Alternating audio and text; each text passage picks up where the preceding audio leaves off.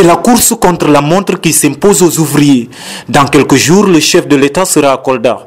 Officiellement, le président de la République Macky Sall vient cette fois-ci inaugurer ce pont Abdoul Diallo, dont les travaux de réhabilitation ont été lancés il y a près d'un an dans le cadre des chantiers du MCA. Mais déjà, on note beaucoup de commentaires concernant la venue annoncée du président Sall à Kolda. Parce que venir à Kolda pour un programme qui est inachevé, parce que le pont-là est intégré dans un vaste programme. Et ce programme-là est inachevé. Faites le parcours.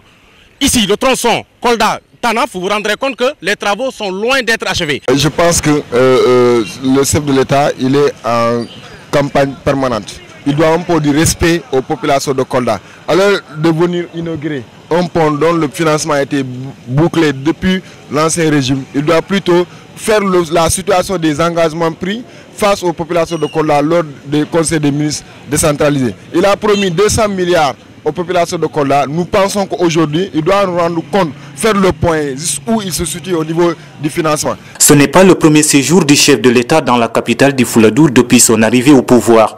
Qu'est-ce qui pourrait expliquer une telle réaction des populations? Voici depuis ce mois 16, 3 visites au niveau de Kolda. Et si on fait le bilan de ces visites, à l'arrivée, on se rend compte qu'il n'a rien fait pour Kolda. Il parle maintenant de pôle de développement de Diamniadio.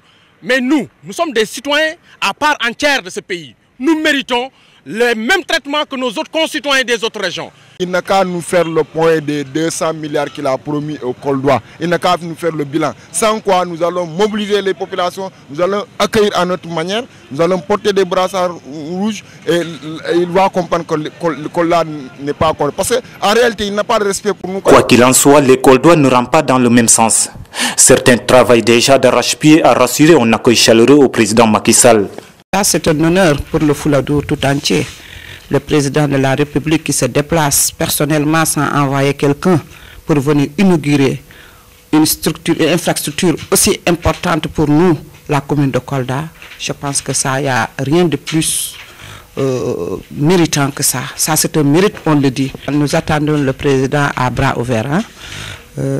Nous nous attelons autour de la mobilisation sociale. Franchement, pour accueillir le président de la République avec un grand boom et un grand bruit. Des opérations de déguerpissement sont également prévues dans les prochains jours. Une manière d'assurer la fluidité dans les déplacements à l'intérieur du périmètre communal avant, pendant et après le séjour du chef de l'État dans cette partie sud du pays.